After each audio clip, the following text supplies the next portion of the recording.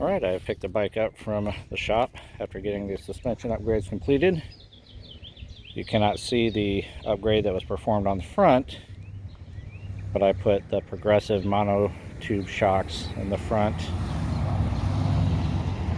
at the stock ride height. And then I had them install the frame stabilizer. You can see that right there. Not quite sure yet. I had them take the little plastic heat shields off right there. They said that those had to come off to put the stabilizer in. I may revisit those to see if I can put those back on yet or not.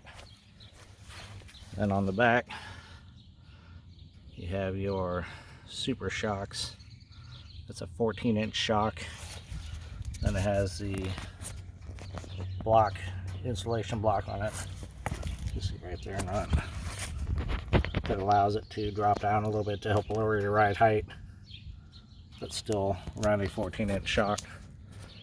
So that looks like installed. It's currently set on setting 2. It's hand adjustable. Don't need any tools to adjust it.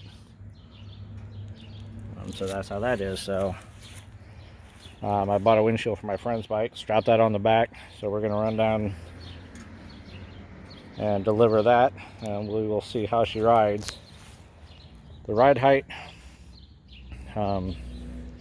is level. I'm going to put the inch long, that's the inch longer in the back, but it has the block to drop it down. So it sits level when I'm sitting on it. Just about as tall as I would want it to be with my legs. I'm got a roughly a 32 inch inseam. So I can touch the ground, but with a bike this heavy, I wouldn't want it sitting any higher. And we'll take her for a ride. Put 100 miles or so on her and see how she rides.